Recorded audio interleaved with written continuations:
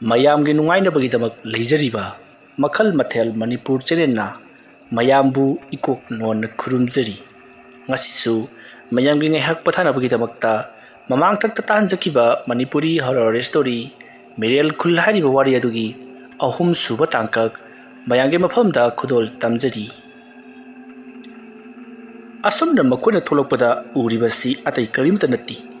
ꯃꯈꯣꯏꯅ ꯉꯔꯥꯡ ꯃꯩ ꯇꯤꯛꯄꯒꯤ ꯍꯧꯒꯠꯂꯝꯕ ꯃꯩꯐꯝ ꯑꯗꯨꯒꯤ ꯍꯦꯛ ꯃꯅꯥꯛꯃꯛꯇꯗ ꯏ ꯃꯌꯥꯝ ꯑꯃ ꯇꯥꯔꯒ ꯂꯩꯔꯝꯂꯤ ꯃꯗꯨ ꯎꯕꯗ ꯃꯈꯣꯏ ꯃꯃꯥꯟꯅꯕ ꯃꯉꯥꯗꯣ ꯇꯞꯅ ꯇꯞꯅ ꯆꯪꯁꯤꯜꯂꯛꯏ ꯑꯗꯨꯒ ꯀꯗꯥꯏꯗꯒꯤ ꯏꯅꯣ ꯁꯤꯕꯣ ꯑꯩꯈꯣꯏꯕꯨ ꯉꯔꯥꯡ ꯃꯐꯝ ꯑꯁꯤꯗ ꯁꯥ ꯉꯥ ꯁꯦꯝꯈꯤꯕꯒꯤ ꯏ ꯑꯃꯇ ꯇꯥꯍꯟꯈꯤꯗꯕꯅꯤꯗ ꯃꯇꯝ ꯑꯗꯨꯗ ꯀꯕꯤꯇꯥꯅ ꯑꯁ ꯈꯪꯗ꯭ꯔꯦ ꯇꯧꯔꯤꯁꯦ ꯅꯈꯣꯏ ꯉꯔꯥꯡ ꯀꯅꯥꯅꯣ ꯈꯔ ꯍꯧꯒꯠꯂꯒ ꯈꯣꯡ ꯍꯥꯝꯕ꯭ꯔꯥ ꯀꯩꯅꯣ ꯊꯣꯛꯈꯤꯗꯥꯏꯅꯦ ꯊꯣꯛꯂꯣꯏ ꯑꯗꯨꯕꯨ ꯑꯩꯈꯣꯏꯅ ꯊꯣꯛꯂꯨꯔꯕ ꯃꯇꯨꯡꯗ ꯆꯪꯉꯛꯄꯗꯁꯨ ꯀꯔꯤꯃꯇ ꯂꯩꯍꯧꯗꯕꯅꯤ ꯑꯗꯨꯒ ꯅꯣꯡꯉꯥꯜꯂꯛꯄꯗ ꯂꯩꯔꯝꯂꯤꯕ ꯑꯁꯤꯅꯤ ꯋꯥꯐꯝ ꯑꯗꯨꯗ ꯄꯣꯏꯔꯩ ꯉꯥꯟꯕꯤꯅ ꯌꯥꯔꯦꯁꯦ ꯊꯣꯛꯅꯤꯡꯕ ꯊꯣꯛꯊꯣꯛꯑꯁꯅꯨ ꯃꯐꯝ ꯑꯁꯤꯗ ꯁꯥ ꯉꯥ ꯁꯤꯀꯥꯔ ꯇꯧꯔꯝꯃꯒ ꯆꯥꯔꯝꯕꯒꯤ ꯑꯣꯏꯔꯝꯒꯅꯤ ꯑꯗꯨꯒꯤ ꯁꯔꯨꯛ ꯑꯩꯈꯣꯏ ꯈꯨꯜ ꯑꯁꯤꯗ ꯆꯪꯅꯕ ꯑꯗꯨꯝ ꯇꯧꯁꯤ ꯃꯇꯝ ꯑꯗꯨꯗ ꯀꯥꯂꯤꯅ ꯉꯥꯏꯈꯣ ꯑꯃꯨꯛꯇ ꯉꯥꯏꯈꯣ ꯑꯩꯒꯤ ꯗ꯭ꯔꯣꯟꯗꯨꯅ ꯀꯥꯏ ꯆꯠꯈ꯭ꯔꯦ ꯑꯃꯨꯛꯇꯪ ꯄꯥꯏꯁꯜꯂꯒꯅꯦ ꯀꯔꯤ ꯂꯩꯕꯒꯦ ꯍꯥꯏꯕꯗꯨ ꯑꯃꯨꯛꯇꯪ ꯌꯦꯡꯊꯣꯛꯁꯤ ꯑꯁꯨꯝꯅ ꯍꯥꯏꯔꯒ ꯀꯥꯂꯤꯅ ꯃꯍꯥꯛꯀꯤ ꯗ꯭ꯔꯣꯟ ꯑꯗꯣ ꯕꯣꯛꯁ ꯑꯃꯗꯒꯤ ꯂꯧꯊꯣꯔꯛꯂꯤ ꯑꯗꯨꯒ ꯃꯍꯥꯛꯅ ꯐꯖꯅ ꯅꯤꯡꯊꯤꯅ ꯀꯔꯤꯗ ꯑꯁꯣꯏꯕ ꯂꯩꯕꯒꯦ ꯍꯥꯏꯕꯗꯣ ꯐꯖꯅ ꯌꯦꯡꯂꯕ ꯃꯇꯨꯡꯗ ꯁ꯭ꯇꯥꯔꯠ ꯇꯧꯗꯨꯅ ꯄꯥꯏꯈꯠꯇꯨꯅ ꯈꯨꯡꯒꯪ ꯑꯗꯨꯒꯤ ꯃꯥꯏꯀꯩꯔꯣꯝꯗ ꯄꯥꯏꯁꯤꯜꯍꯟꯈꯤ ꯑꯁꯨꯝꯅ ꯇꯧꯗꯨꯅ ꯆꯤꯡꯒꯤ ꯆꯤꯡꯆꯦꯛ ꯑꯣꯏ ꯀꯔꯤ ꯑꯣꯏ ꯇꯧꯗꯨꯅ ꯂꯩꯔꯤꯕ ꯈꯨꯜ ꯑꯗꯨꯗ ꯗ꯭ꯔꯣꯟ ꯑꯗꯨꯅ ꯑꯁꯨꯝ ꯄꯥꯏꯁꯤꯜꯂꯛꯄꯗ ꯌꯨꯝ ꯀꯩ ꯃꯌꯥꯝ ꯑꯃ ꯈꯨꯜ ꯂꯩꯔꯤꯕꯗꯨ ꯎꯔꯤ ꯃꯗꯨꯗ ꯅꯠꯇꯅ ꯗ꯭ꯔꯣꯟ ꯑꯗꯣ ꯈꯔꯒ ꯍꯦꯟꯅ ꯋꯥꯡꯅ ꯄꯥꯏꯈꯠꯍꯟꯗꯨꯅ ꯌꯦꯡꯊꯔꯛꯄ ꯃꯇꯝꯗ ꯌꯨꯝ ꯑꯃꯗꯒꯤ ꯅꯨꯄꯤ ꯑꯃꯅ ꯀꯔꯤꯒꯨꯝꯕ ꯑꯃ ꯎꯕꯒꯤ ꯃꯑꯣꯡꯗ ꯐꯠ ꯂꯥꯎꯅ ꯆꯪꯁꯤꯟꯈꯤꯕꯗꯨ ꯃꯥꯡꯒꯣꯜꯗꯒꯤ ꯍꯥꯏꯐꯦꯠꯇꯪ ꯎꯍꯧꯕꯗꯨ ꯎꯔꯤ ꯑꯗꯨꯕꯨ ꯃꯈꯣꯏ ꯃꯌꯥꯝꯁꯤꯡ ꯑꯗꯨꯅꯗꯤ ꯀꯔꯤꯃꯇ ꯎꯍꯧꯕ ꯅꯠꯇꯦ ꯗ꯭ꯔꯣꯟꯗ ꯃꯃꯤ ꯇꯥꯈꯤꯕꯗꯅꯤ ꯃꯁꯤꯒꯤ ꯃꯇꯨꯡꯗ ꯃꯈꯣꯏꯅ ꯀꯣꯏꯄꯥꯏ ꯄꯥꯏꯗꯨꯅ ꯌꯦꯡꯕ ꯌꯥꯕ ꯌꯦꯡꯂꯕ ꯃꯇꯨꯡꯗ ꯃꯤ ꯀꯅꯥ ꯑꯃꯠꯇ ꯂꯩꯕ ꯎꯗꯕꯗꯒꯤ ꯗ꯭ꯔꯣꯟꯗꯣ ꯑꯃꯨꯛ ꯍꯜꯂꯛꯂꯤ ꯑꯗꯨꯗꯨꯒ ꯀꯥꯂꯤꯅ ꯍꯥꯏꯔꯤ ꯑꯩꯈꯣꯏꯅ ꯀꯔꯤꯃꯇ ꯎꯕ ꯐꯪꯗ꯭ꯔꯦ ꯃꯐꯝ ꯑꯁꯤꯗ ꯁꯥ ꯀꯔꯤꯒꯨꯝꯕ ꯑꯩꯈꯣꯏ ꯃꯤꯑꯣꯏꯕꯗ ꯁꯣꯛꯄ ꯌꯥꯕ ꯖꯤꯕ ꯄꯥꯟꯕ ꯂꯩꯕꯒꯤ ꯃꯃꯤꯁꯨ ꯇꯥꯔꯤ ꯑꯩꯈꯣꯏꯅ ꯆꯪꯅꯕ ꯇꯧꯔꯁꯤ ꯑꯁꯨꯝꯅ ꯍꯥꯏꯔꯒ ꯃꯈꯣꯏ ꯃꯌꯥꯝꯁꯤꯡ ꯑꯗꯣ ꯄꯨꯟꯅ ꯆꯪꯉꯛꯂꯤ ꯅꯔꯦꯟꯗ꯭ꯔ ꯑꯃꯗꯤ ꯁꯨꯕꯥꯁꯅ ꯃꯃꯥꯡ ꯊꯪꯉꯤ ꯑꯗꯨꯒ ꯄꯣꯏꯔꯩ ꯉꯥꯟꯕꯤ ꯑꯃꯗꯤ ꯀꯕꯤꯇꯥ ꯃꯈꯣꯏꯅ ꯇꯨꯡ ꯑꯣꯏꯔꯞꯅ ꯆꯠꯂꯤ ꯑꯗꯨꯒ ꯀꯥꯂꯤꯅ ꯃꯇꯨꯡ ꯏꯊꯪ ꯊꯪꯂꯤꯕꯅꯤ ꯑꯁꯨꯝꯅ ꯀꯥꯂꯤꯅ ꯗ꯭ꯔꯣꯟꯅ ꯅꯝꯂꯛꯈꯤꯕ ꯚꯤꯗꯤꯑꯣꯗꯣ ꯑꯁꯨꯝ ꯌꯦꯡꯕ ꯃꯇꯝꯗ ꯀꯔꯤꯒꯨꯝꯕ ꯑꯉꯛꯄ ꯑꯃ ꯎꯔꯤ ꯃꯗꯨ ꯎꯕꯗꯒꯤ ꯀꯥꯂꯤꯅ ꯀꯩꯅꯣ ꯉꯥꯏꯈꯣꯅꯦ ꯅꯣꯏ ꯉꯥꯏꯈꯣꯅꯦ ꯑꯁꯨꯝꯅ ꯍꯥꯏꯔꯒ ꯃꯈꯣꯏꯁꯤꯡ ꯑꯗꯨ ꯈꯥꯝꯂꯤ ꯃꯈꯣꯏ ꯃꯌꯥꯝꯅ ꯀꯔꯤꯅꯣ ꯍꯥꯏꯗꯨꯅ ꯃꯃꯥꯏ ꯑꯣꯟꯁꯤꯜꯂꯛꯏ ꯀꯥꯂꯤꯁꯨ ꯄꯔꯄꯞ ꯆꯪꯁꯤꯜꯂꯛꯇꯨꯅ ꯁꯤ ꯌꯦꯡꯉꯨꯅꯦ ꯀꯩꯅꯣ ꯁꯤꯕꯣ ꯑꯁꯨꯝꯅ ꯍꯥꯏꯔꯒ ꯗ꯭ꯔꯣꯟꯅ ꯅꯝꯂꯛꯈꯤꯕ ꯚꯤꯗꯤꯑꯣꯗꯣ ꯃꯈꯣꯏ ꯄꯨꯟꯅ ꯌꯦꯡꯃꯤꯟꯅꯔꯤ ꯃꯈꯣꯏꯅ ꯆꯪꯁꯤꯜꯂꯛꯂꯤꯕꯁꯤ ꯈꯨꯜ ꯑꯗꯨꯒꯤ ꯆꯪꯐꯝ ꯒꯦꯠ ꯑꯣꯏꯔꯤꯕ ꯑꯗꯨꯗꯒꯤ ꯐꯅꯌꯥꯝ ꯁꯥꯡꯅ ꯆꯪꯁꯤꯜꯂꯛꯂꯕꯅꯤ ꯃꯁꯤꯗꯒꯤꯗꯤ ꯃꯈꯣꯏꯁꯨ ꯄꯨꯡꯉ ꯉꯛꯂꯤ ꯃꯗꯨꯗꯤ ꯀꯅꯥꯒꯨꯝꯕ ꯃꯤꯑꯣꯏ ꯑꯃ ꯌꯨꯝꯒꯤ ꯃꯥꯡꯒꯣꯜꯗ ꯂꯩꯕꯒꯤ ꯃꯃꯤ ꯑꯃ ꯁꯨꯃꯥꯡꯗ ꯇꯥꯔꯤꯕꯗꯨ ꯃꯈꯣꯏꯅꯁꯨ ꯎꯔꯤꯕꯅꯤ ꯃꯗꯨ ꯎꯕꯗ ꯃꯈꯣꯏꯅ ꯀꯔꯤꯅꯣ ꯑꯁꯤꯗꯤ ꯃꯤ ꯅꯠꯇ꯭ꯔꯣ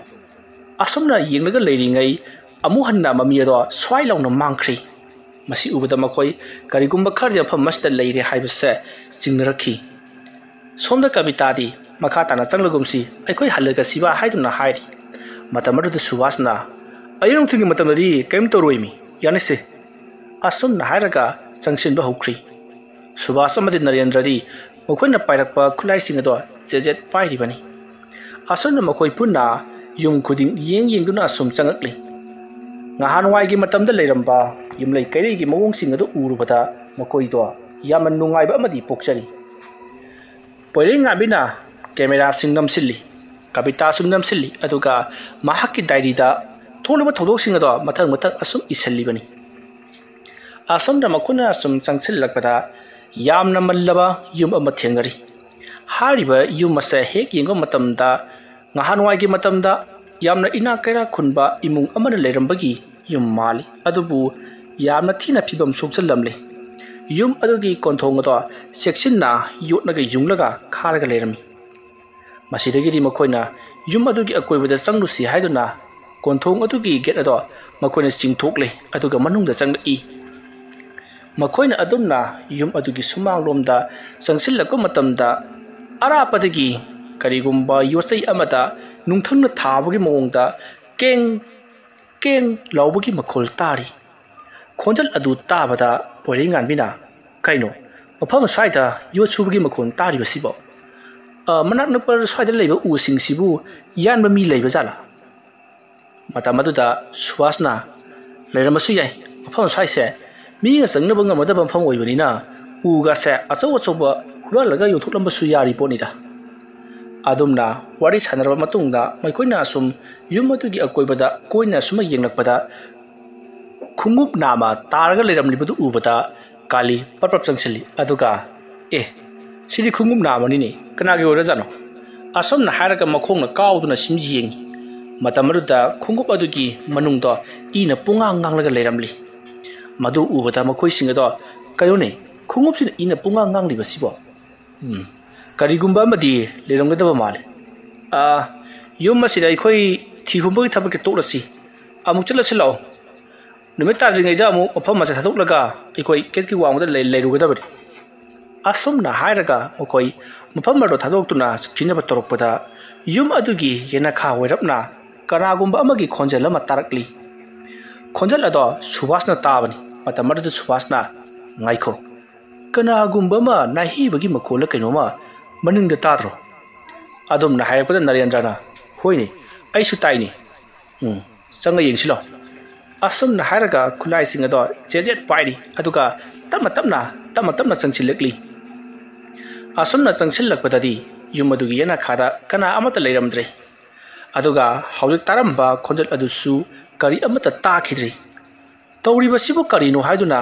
kabita amadi poiringan bido makhoi ni yengraga misi khatnai masigi matung mafam masida kuinai thabada apabu wareroi sarkar na amadi lanai miyoi singna changba yade hairibasi karigumba amadi sodana makki leramlaga dabani pangtha thada su tawgumsi aikoi hannanaba tawrasi hairakpada kalina ngaikon he hawjik na sonona mi ma herambagi makhol ta khibagi matungina aikona changsilapani mafam masida karigumba ma lerambagi mawongsu mali napi swaigasi yongne nanthibagi mawongda ipak pakthadro adom na hairpa Narendra adodi asom thangba yana khada chingkhaba jala asum na haraga ma parpap chatuna yana khada di hingi adubu kana su leramkhidi mafam masida kuyen leibada afabu oraro haiduna makhoi ado yum adu thadok lamlaga parap thongal lomda amuk thorakli masigi matung thongal jorabada makoina yum aruda amuk yengsilli asumna haipe jingamlaga makhata na amuk changsilli makoina asum amada mugiyeng asum lakpana khul adugi mayai wai yoksilak-labani masidagi di nungthilgi matam waire karigumba khara chasi haiduna manak adwaida leiba yum amada makoi changsilli aduga yum adugi manungdi changtobida yum adugi mangot aduda makoina karigumba khara thong thaktuna charnabagi sem sarakli tanja aduda makoina leiriba yum adugi manungda mi lebagi mongda koliksing krongrang launa takhibagi makhol natragana kon masen thengjingnabagi makhol tarakpada makoi singado kaino hojikidodi haiduna amana amada hangnai matamaduta Subhasna manung changa yengusilo asumna haraga thongado tapna hangtoi aduga manung aduda kana leibano haiduna koyeng jenglei imung ado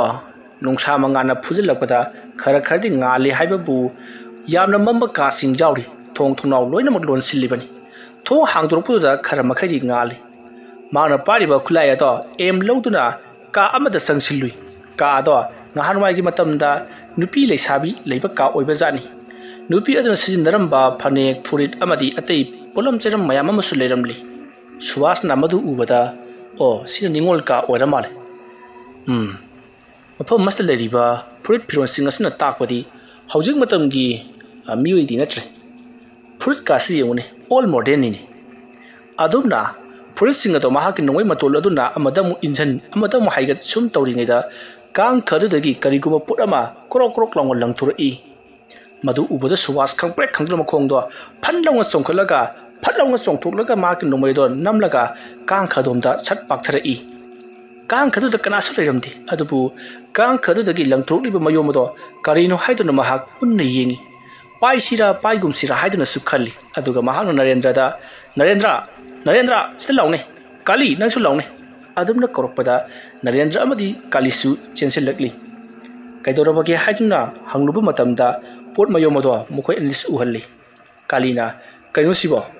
सुभाषना खंगी कांग खतगी लंथोरपने अदुगा अइना कांग खदा पाक्थरगा यिंगबदसु कना अमदा लेरमद्रे करिनो तोरिबस आइसु ज्ञान ताद्रे अदुमना हारपदा कालीना कांग खदु सट पाक्थै अदुगा महाना सोर सांगना चिंचंदुना करि मनम नंबगे हाइनु यिंग मतम मदुदा पत्था पुमथरबा हक्चांगी मनमगुमना इनम नमी मसिदगी कालीना मफम स्वाइसे करिगुम्बा फत्तबा थवाई मिगुम्बा लेबा माले सिगी मयोमसिना करि ओइरबजानो मपाना हांतो येंगोसलो असमना हायरगा कालीना मयोमदो पाइखटले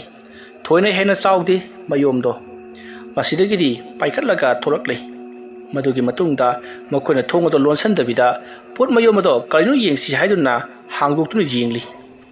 पोट मयोम अदुगी हेक मनुंगदा मयोम अंगांगवा फिना येटपा मा यरमली करिनो सिबो हाइदुना येसलिबदो असम असम हांगतोरकली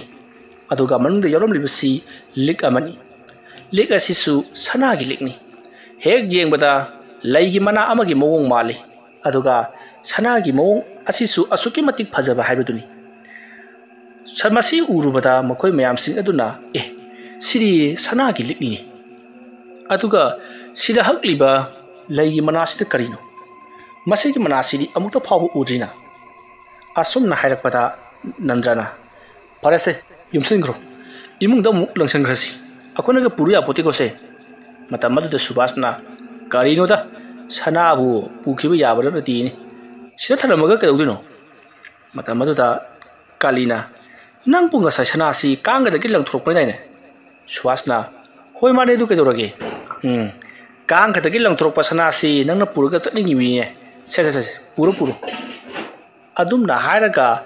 कालीना सुभाषता पोट अदो पिसली मतमरुदा सुभाषना होय केदोरगे आइना पुरगा लोरे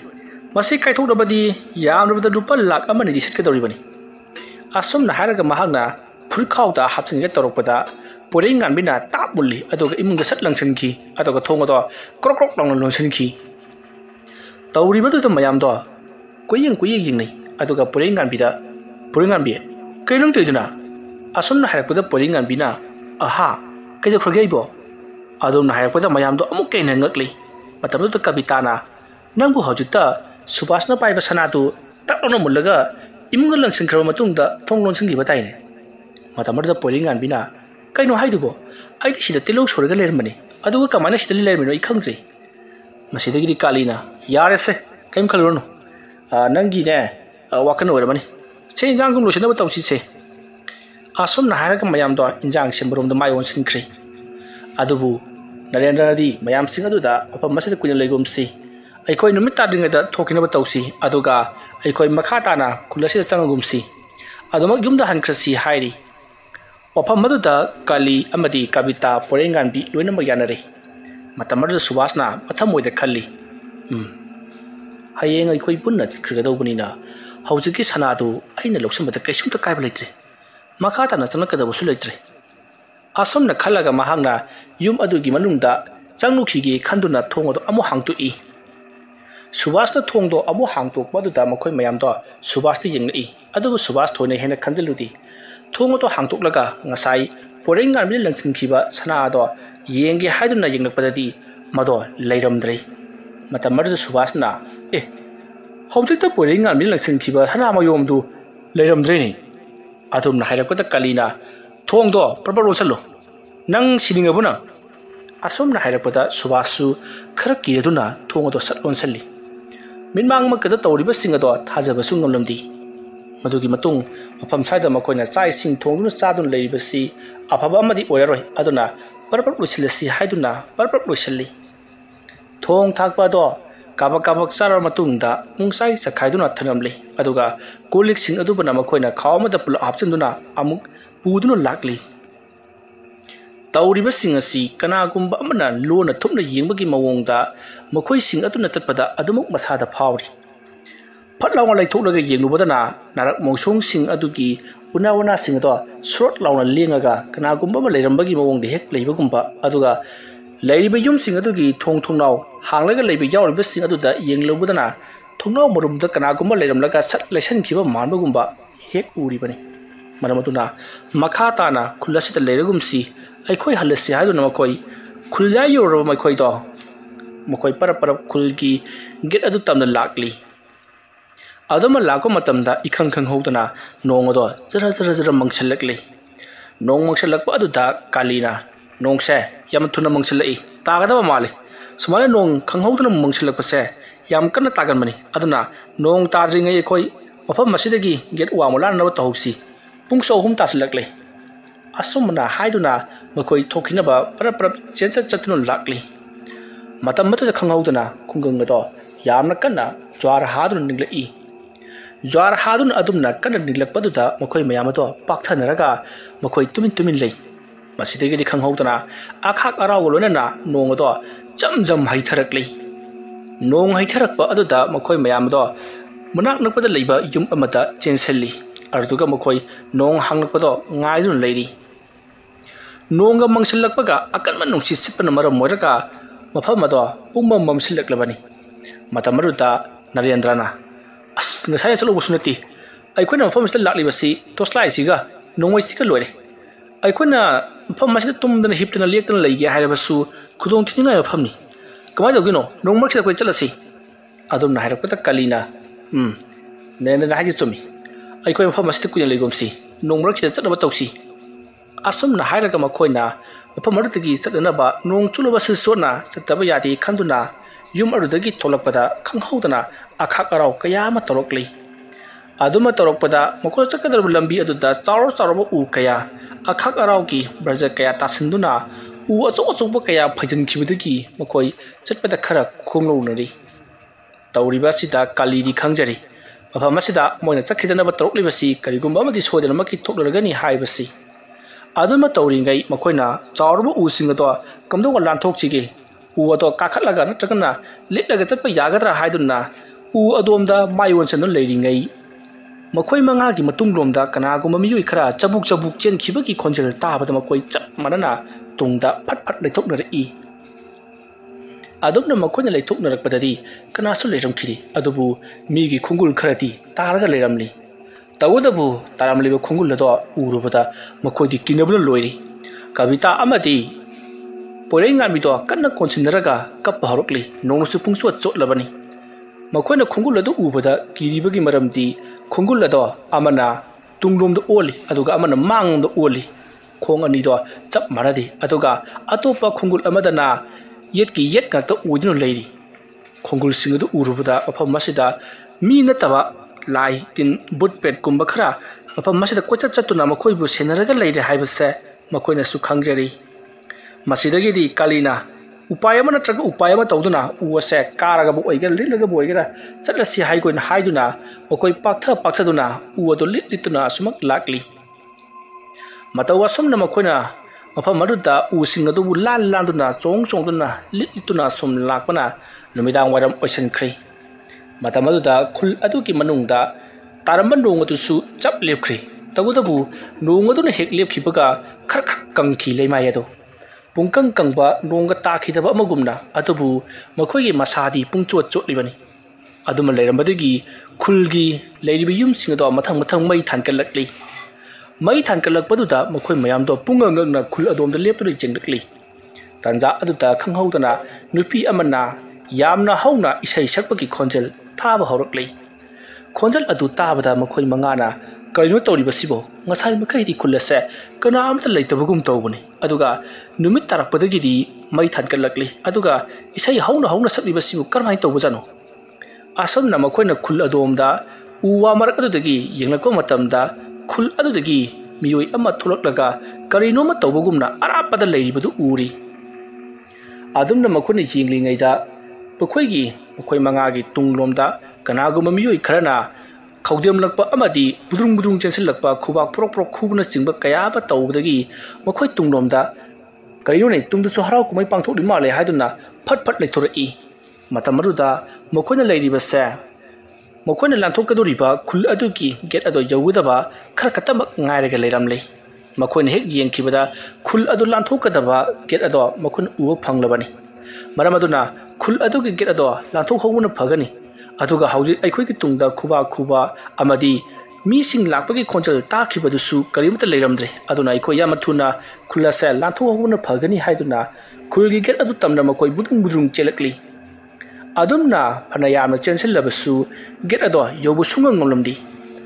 ꯃꯈꯣꯏꯅ ꯂꯩꯈꯤꯕ ꯑꯔꯥꯞꯄꯒꯤ ꯆꯥꯡ ꯑꯗꯨꯗꯒꯤ ꯁꯨꯡꯍꯦꯟ ꯍꯦꯜꯂꯝꯗꯦ ꯃꯁꯤꯗꯒꯤꯗꯤ ꯃꯈꯣꯏ ꯆꯦꯟꯕ ꯋꯥꯔꯗꯨꯅ ꯁꯣꯔ ꯊꯕꯦꯠ ꯊꯕꯦꯠ ꯍꯣꯟꯗꯨꯅ ꯂꯩꯔꯤ ꯑꯗꯨꯃ ꯂꯩꯔꯤꯉꯩ ꯃꯇꯝ ꯑꯗꯨꯗ ꯇꯨꯡꯂꯣꯝꯗꯒꯤ ꯃꯤꯑꯣꯏ ꯈꯔꯅ ꯅꯈꯣꯏꯕꯨ ꯀꯅꯥ ꯀꯅꯥꯅꯣ ꯍꯥꯏꯗꯨꯅ ꯀꯧꯔꯛꯄꯗꯒꯤ ꯃꯈꯣꯏ ꯃꯉꯥ ꯄꯨꯟꯅ ꯌꯦꯡꯊꯣꯔꯛꯏ ꯃꯇꯝ ꯑꯗꯨꯗ ꯄꯣꯏꯔꯩꯉꯥꯟꯕꯤꯗꯤ ꯏꯃꯥ ꯍꯥꯏꯗꯨꯅ ꯂꯥꯎꯔꯒ ꯃꯍꯥꯛꯇꯤ ꯂꯩꯃꯥꯏꯗ ꯂꯣꯡꯅ ꯍꯥꯏꯊꯈꯤ ꯋꯥꯔꯤ ꯑꯁꯤꯒꯤ ꯑꯍꯨꯝꯁꯨꯕ ꯇꯥꯡꯀꯛ ꯃꯇꯥꯡ ꯑꯁꯤꯗ ꯂꯣꯏꯁꯤꯟꯖꯔꯤ ꯃꯊꯪꯒꯤ ꯇꯥꯡꯀꯛꯁꯤꯡꯗ ꯀꯔꯤ ꯀꯝꯗꯧꯔꯛꯄꯒꯦ ꯍꯥꯏꯕꯗꯨ ꯃꯌꯥꯝ ꯄꯨꯟꯅ ꯑꯃꯨꯛ ꯉꯥꯏꯃꯤꯟꯅꯔꯁꯤ ꯃꯌꯥꯝꯕꯨ ꯑꯔꯣꯏꯕꯗ ꯑꯃꯨꯛꯀ ꯍꯟꯅ ꯈꯨꯔꯨꯝꯖꯔꯤ